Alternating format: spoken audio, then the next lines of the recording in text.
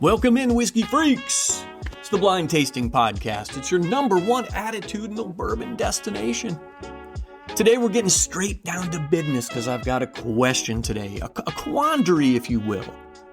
And for those of you with infinity bottles, that means a dilemma. Today I've got to get to the bottom of my question. And that question I've been asking since several weeks ago when our local store, The Bottle Shop, they got in the new and supposedly improved Cask strength Maker's Mark, and it's age stated now. That made my eyes light up. It made my spidey sense tingle. And I'm going to do this today, right here, right now on the podcast. And I'm not going to lie, because honesty is the best policy and all that shit, right? But I'm going to shoot straight with y'all. I have seen, because I'm in the bunker down here, right? But I'm not hiding down here all the time. I have seen what some others have said about this new age-stated version. And quite frankly, it's like everything else in my life, and it's the way I do things. I'm from Missouri, the show-me state. So you got to show me the proof. No pun intended there, guys. And that's why I'm going to go hands-on today to figure out for myself, is this new age-stated Maker's Mark Cask strength any better or any different than what I'm going to call the old Maker's Mark Cask strength? And guys, it's like watching the news. You hear crap from here, you hear crap from there. It doesn't matter what news you watch. You got to do some digging yourself to really get the answers. You know what I'm talking about. You know I'm right. Yeah, I'm definitely right. And I got to say it again. And I know I mentioned this in the last review, and I say this in a lot of reviews because I say a lot of things over and over, so I'm told by my wife. I am primarily going to review stuff you can find and afford. Now, that's not always the case. You guys have listened, and I have some things on here that from time to time are more difficult to get your hands on. But for the most part, that's my mantra here. For one, I like my wife a whole lot. And marriage, it's not too bad, really. And second, because you'll never, ever get your hands on things like Millennium or some other crazy stuff out there. Because it costs thousands of dollars. And I'm sure it's awesome. I mean, I've heard some of the other guys, they talk, we got my free sample of Millennium. Sure you did. You got a free sample of Millennium and they're going to review it. Sure. I'm not a hedge fund manager, guys. I can't afford that kind of stuff. But we are going to do some unique bourbons and whiskeys on here. But for the most part, we're going to do things that you can get your hands on without getting a payday loan. Guys, I don't summer in the Hamptons or the Maldives. I summer in what we call the redneck patio in the backyard. So let's just be honest today. All right, so let's get into it. I've got my two bottles here. And look, I know what you're saying. You're not doing it blind. Look, I know which is which. I've got the bottle sitting right here in front of me. So this one's not going to be blind. And guys, it can be done not blind or unblind or half blind, whatever you want to call it. It's not blind today. Let's just leave it at that. Let me pour them out real quick. And when I say pour them out, I mean pour them into my Glencairn.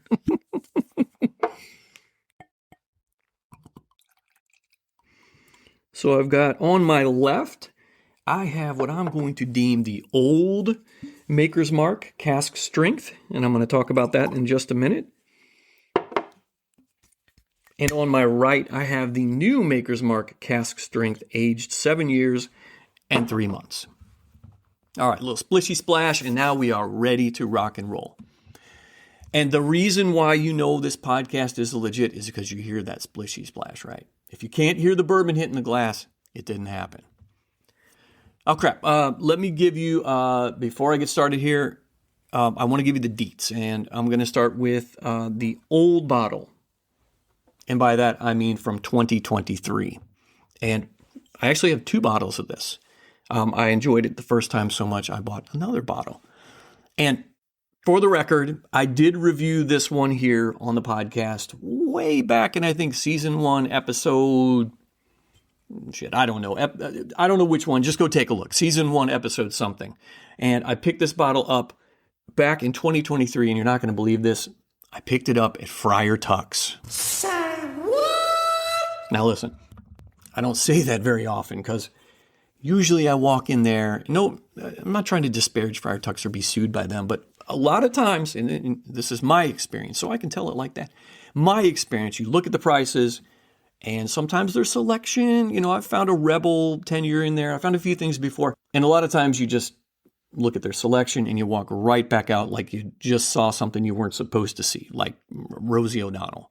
But this time, $37. $37, guys, for this in 2023. And let me read the deets. This is a straight bourbon whiskey. Like I said, it comes from Maker's Mark down in Loretto, Kentucky. And I want to tell you this, I think I even mentioned this in my review a couple years ago. If you're heading to a distillery and you have a distillery bucket list, you've got to put Maker's Mark right at the top. Their campus, their spread, their distillery, that whole location down there, it's ridiculous. And I mean that in the best possible way. Take the Star Hill Farm, say that 3 times, the Star Hill Farm tour. Just go ahead, pay the money, do it. The place is gorgeous. They have beautiful landscaping. Their attention to detail down there is incredible. Basically, you pull in and you're impressed with the place before you even open the car door. It's like Bourbon Disneyland, just cleaner and calmer. There's no kids screaming. It's just a beautiful place, guys. And the good folks at Maker's Mark are clearly proud of their place, and they take great care of it. So head to Maker's Mark when you go to Kentucky. Now, Maker's Mark started releasing their cask strength version back in 2014. And these usually fall somewhere between 108 and 114 proof. And this particular bottle, the old bottle, it comes in at 112.1. And that's right in the sweet spot for me. Like I said, I already bought an additional bottle of this one. This one really hits good for me. Look, it's not hazmat, but it's not boring either. And for me, it's just enough to let you know you're alive. Now, there's no official age statement on this bottle, and that's really the gist of our conversation today. On the old bottle, there is no age, but the rumor is that it's about 6 years old, maybe just a tinge older than 6 years old. Makers they don't really play the age statement game, is what they say. Their whole, that's not a shtick, it's really just their credo, I guess. Their whole thing is they don't age to a number, they age to a taste profile. So when it hits that flavor they're looking for, they say that's when they put it in the bottle. And that brings me to the bottle design.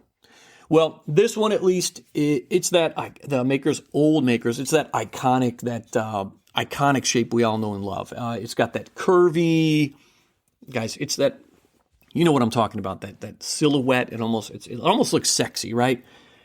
It's nothing wild. It's nothing over the top. But the old cask strength version, it's just that same classic look. But the new bottle, it's, okay, it's not that much different. But it has been stretched about an inch taller, and the label's kind of jazzed up a bit.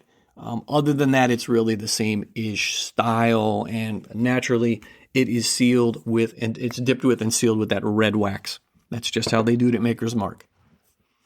Now, on the label, you've got the batch number, and this one's 23-04, and the proof, like I said, is 112.1. And of course, it's got that dipped red wax dripping down the bottle. And here's a little fun fact that'll help you identify the age of any Maker's bottle if it isn't marked on the label. Now, obviously, this one it's batch 2304, so we know it's 2023. So all you got to do, and I'm not going to do it here because I don't want to make a mess, just turn the bottle over. It's really just that easy. It says, and I've looked at this one before, it has a little 23 stamped right on the bottle. So you can flip any Maker's bottle over, and it should have that little stamp on it. Now, the mash bill. The mash bill is going to be the same for both of these offerings. 70% corn, 16% red winter wheat. That's another hallmark at Maker's Mark, is that red winter wheat, and 14% malted barley. So it is a wheater. Let me look at this bottle again if there's anything else on here worth mentioning. It does say whiskey, spelled without the E, Whisky, because they got to be different at Maker's Mark. They say that it's Star Hill Farm, Loretto, Kentucky. Yeah, I mean, that's about it.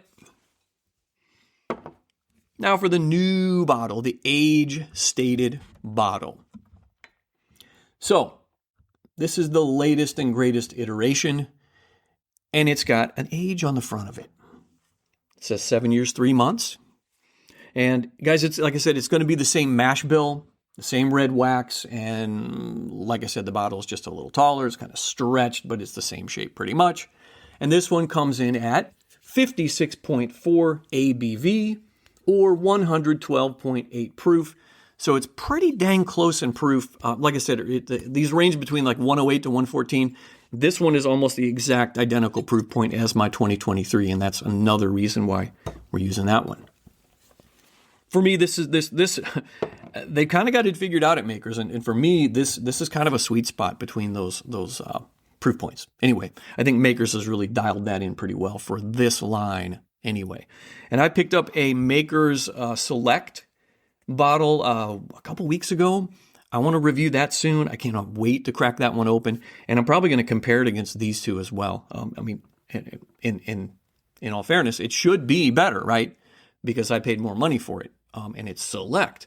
But I don't know. We're gonna figure that out soon. Anyway, back to what I'm doing today. The batch on this bottle, the new Maker's Mark age stated, it says batch 25-02, so we know it's 2025. And again, if you flip it over, you see the 25 on the bottom of the bottle.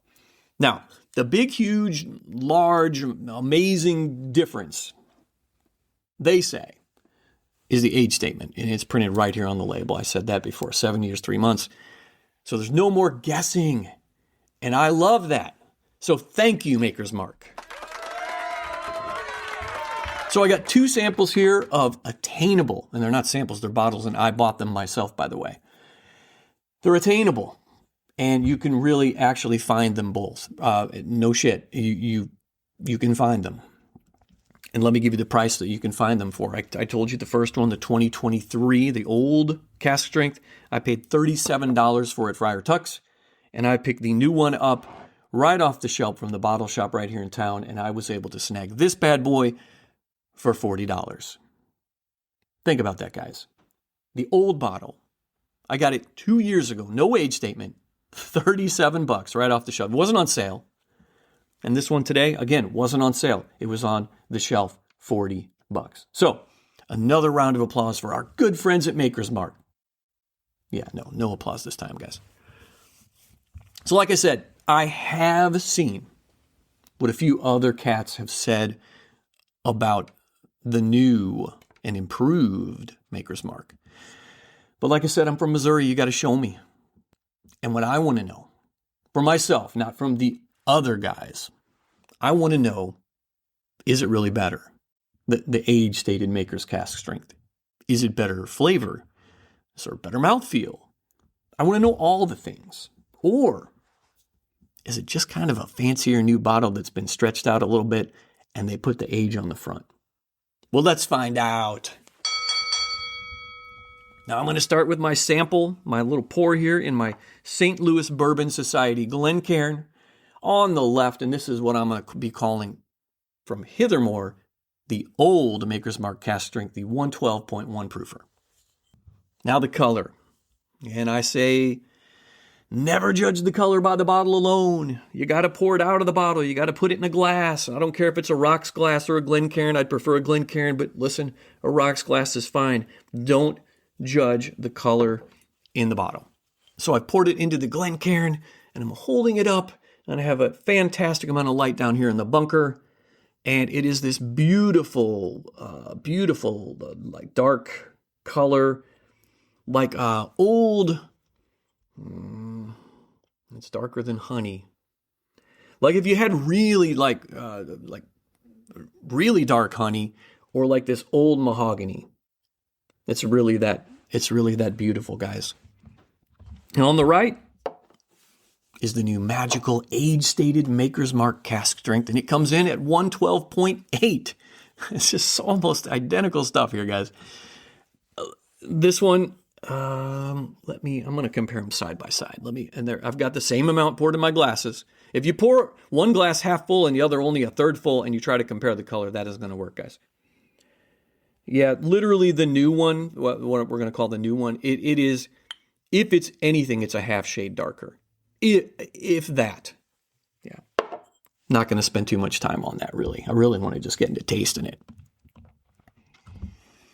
Okay.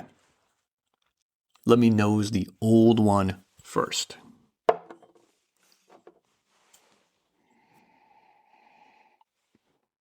Oh, yeah. Right off the bat, I'm getting that nice, beautiful vanilla note. And a good solid hit of cinnamon. Oh, and the alcohol, ethanol. Want to be, got to be nerds about it, right? The alcohol or ethanol, almost nothing. I mean, virtually nothing here. Okay, back to the flavor notes. Yeah, it's the cinnamon. The cinnamon is hitting pretty well here, but it's not as prominent as, say, something like Old Grandad, but cinnamon is prevalent here. I'm also picking up some oak. It's not overly complex here, I'm going to be honest, but it's clean. It's very pleasant. Let me get into this thing. Let me take a sip. I'm going to do a little bit of that Kentucky Chew. Yeah. I'm getting that vanilla on the palate. I got a little bit of that vanilla on the nose. Definitely getting that vanilla here on the palate. A little bit of caramel in here. Let me get another sip.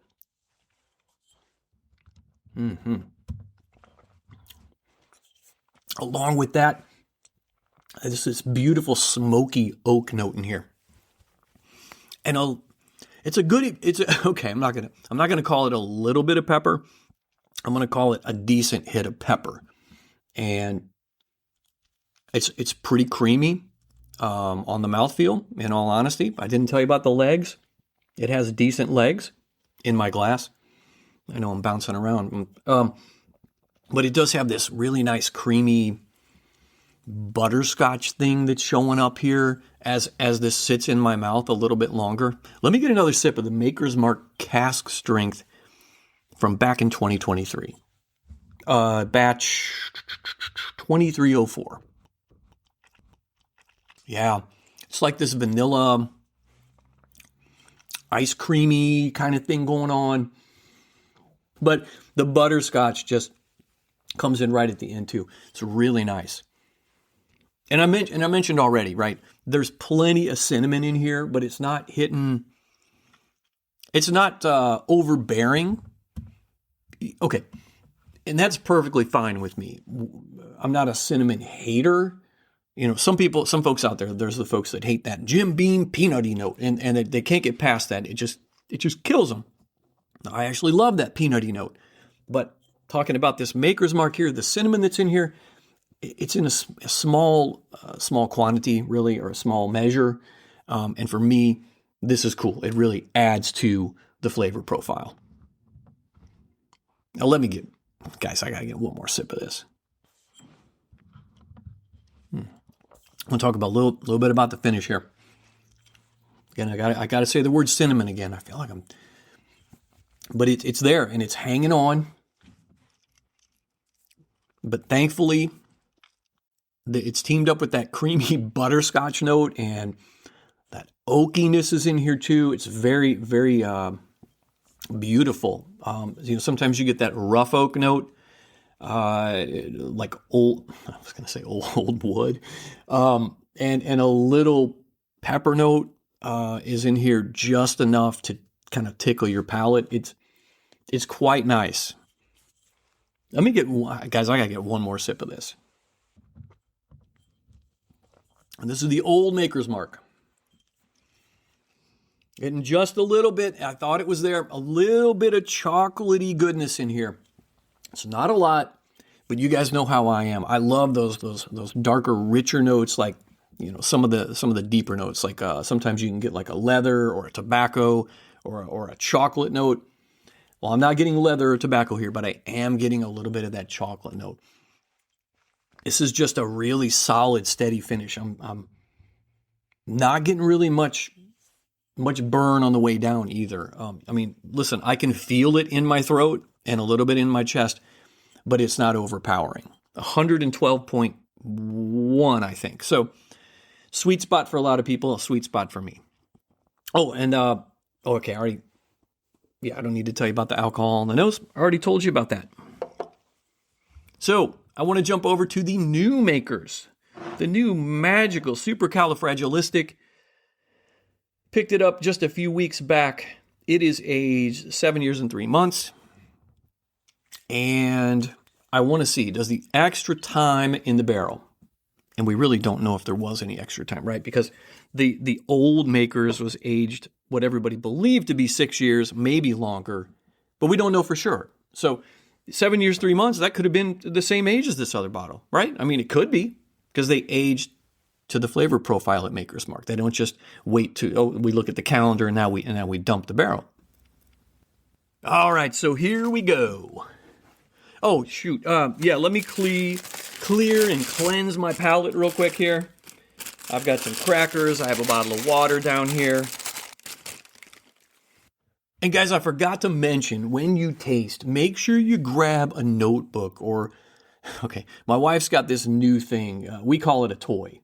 Not that kind of toy. It's a Kindle Scribe. It's like a tablet thing. You can do work stuff on it. You can do personal stuff on it. Anyway, grab something like that. Grab a notebook. Like I'm old. I use an actual notebook. But use something to make notes as you taste. But believe me, even if you don't taste as much as bourbon as I do, you're going to want to chronicle it somewhere so you can go back and see when and where you were, all the notes. And you can refer back to it down the road. And when you taste the same stuff, you can look back and see how you felt about it last month, last year, a couple years ago. Anyway, if you don't want to use a notebook or a scribe, put an Excel spreadsheet on your computer, use a Word document, whatever. I put mine in a Word document, and then you can do a Control F and you can find the stuff that you've tasted. Anyway, the old palate is ready to go now. Let me nose this new 7-year, 3-month-old Maker's Mark cask strength. Okay. All right, right off the bat, the ethanol, the alcohol. Okay, I've got both glasses here. I'm gonna give a test to the other one too. Okay, I think there's just a little bit more ethanol on the nose for the new and improved 7-year, 3-month. I mean, it's not huge, but there is just the slightest amount of difference. And look, I know the bottle's only been open for the new bottle's only been open for a few minutes here, and maybe that's part of it. But I'm swirling around in my glass. Yeah, just a little bit, and I'll check at the end here, but I think it's just a little bit more alcohol on the nose. This one has beautiful legs as well. And like I said, the color, if it's even a half shade darker than the old one, it'd be hard to tell, really. But it looks good. Looks good. Let me get a first sip. This is the new Maker's Mark cask strength. Okay. I just went right into tasting. I didn't even nose it. So we're just tasting it now. So forget the nose. I screwed that up, but that's okay. I'm getting the caramel. A little bit of vanilla in there. There's a nice gentle oak. The oak is a bit gentler than, yeah, isn't that interesting? The oak to me is a little gentler, that note, than the old. Okay, interesting. Let me get another sip. It's interesting. Getting this, again, I got the basics. You got the vanilla. You got the pretty good caramel in here. Not quite as much cinnamon. And I'm getting like this plummy note, like a dark fruit or a plum that goes along with the new Maker's Mark. And I don't know if maybe the age impacted that flavor. I don't know. Let me get another sip.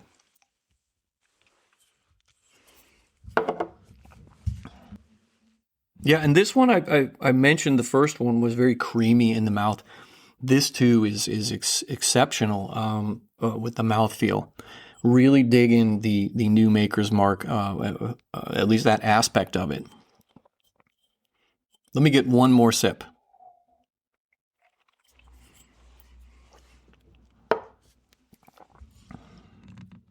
Yeah, it's so interesting. I know that the proof points are virtually identical, and I'm getting a lot of the same notes off of each one of these, but I don't really know that I'm getting that butterscotch note on the new one.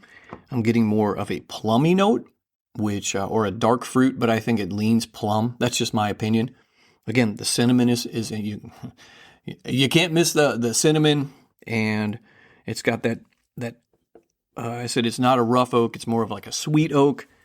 So yeah, the new one maybe a little less. It's so interesting because on the nose, to me, I'm getting more alcohol or more ethanol, okay? But on the throat, in the chest, and that I'm not getting as much of that, what you would call burn. So you're probably wondering, what's the verdict? Well, I'll have the answer right after the money spot. If your bar or bourbon bunker or man cave is looking a little naked on the walls, I've got you covered. Head over to famousdocs.etsy.com and check out some seriously cool historical photographs and wall art. We're talking Prohibition-era shots, bourbon and whiskey history, old-school gangster photos, the kind of stuff that actually starts conversations when your buddies come over to the house to drink bourbon. They got Al Capone, John Dillinger, Bonnie and Clyde, and a whole slew of legendary figures that look pretty incredible framed up next to your whiskey collection. And right now, if you grab 4 or more items, you'll get 20% off your entire order for a limited time. So quit staring at that empty drywall, guys. Head over to famousdocs.etsy.com, famousdocs.etsy.com, and that link will be in the show notes. So on the Blind Tasting Podcast, we have 3 verdict options. Keep it, collect it, or cull it. Now, to keep it means to proudly display it in your liquor cabinet or put it up there in your bar. This stuff is good for a pour pretty much any time, but no reason to stock up on it, guys, because it's always available. Or collect it. You better grab another bottle or two since you find it so damn delicious, or it just may not be easy to get your hands on. And finally, cull it. Use it to loosen rusty bolts or sanitize a dirty toilet. In the case of Maker's Mark Cask Strength, aged stated 7 years and 3 months, I say, keep it. Yeah, I know it was really kind of a battle between the two, sort of, but I still like doing the whole verdict thing, and it's my podcast, so, well, there you go. We got a verdict, guys. All right, but I do want to break them both down for a second, head to head, and I want to talk about how they stacked up. Now, I don't think makers made any big claims that the new age-stated version is automatically better just because there's like a number on the label. And honestly, I love the transparency. I really do. Think about it. And I'm going to pick on Jim Beam for a second. I say that with all due respect to Jim Beam because I love the company and I love a lot of things they're putting out over at Jim Beam. You can look across their entire lineup, and almost everything's age stated. Now, if you listen to me, you know that I like that. And I don't know why more brands are starting to put ages on labels, but I've got a theory. You want to hear my theory? You're going to get my theory. I think some of it probably has to do with older inventory from the glut. But I also think it's generational. And I think we have to look at a lot of things in life anymore generationally. I don't know that we've always done that. You know, we always made fun of baby boomers, but it's a new day. And here I make fun of pretty much everybody, but I especially make fun of millennials and Gen Z too, for that matter. But the truth is, guys, these guys tend to demand more transparency than us older dudes. I'm from Gen X, and Gen X is like, if it tastes good, who cares? Age, no age, just pour me a damn glass of bourbon. But the younger crowd, they want the story. They want the how. They want the why. And now more than ever, they want the how long. Now, this is just me musing, guys. That's just my guess. I could be wrong. I think really only time will tell. It's just my theory. Think about that for a minute. Now, looking back at these bottles here, each one of these has strong selling points. Really, the old Maker's Mark cask strength here, I dare say it's not quite as smooth. Is that it? Can I say that without you guys deleting me off your podcast thing? There's a little less oak in here, a little more chocolatey. I don't even remember I don't think I even said chocolatey on the new one, right? And the new one, although the new one had more ethanol on the nose, as you sip it, not as much alcohol burn in the throat and the chest. Now, good news. The new fancier star-spangled 112.8 proofer, age stated at 7 years and 3 months version, it's got a bit deeper fruitiness to it, like a dark fruit. In as I described it, in my opinion, more of this like, let me take another sip here. I've just got to double check here.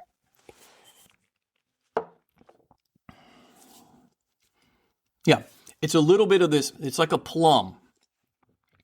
And for me, that's pretty good. I don't mind. Again, it's not overpowered. Like the cinnamon on the old Maker's Mark to me, it had more cinnamon to it than the new one, but not to the point of overpowering me. Now, for me, this competition. Okay, well, it wasn't really a competition, or was it? I think it was. It wasn't. I don't know. It's pretty much. Oh man. Oh, it's pretty much a wash for me. There's so many good things about the old version. Dang it, I love that the new version has an age on it, because like I've been saying on here for a long time, I believe we should know what's in our glass. I mean, was it aged on a boat or a plane or the space shuttle, all that crap? I guess I'm kind of into the who, the what, the where, the when, the how, the whys, the show me state, all that junk. It's kind of in my nature. Does that make me a millennial? I don't think so. God, no. But it does make me a slightly better than average podcaster.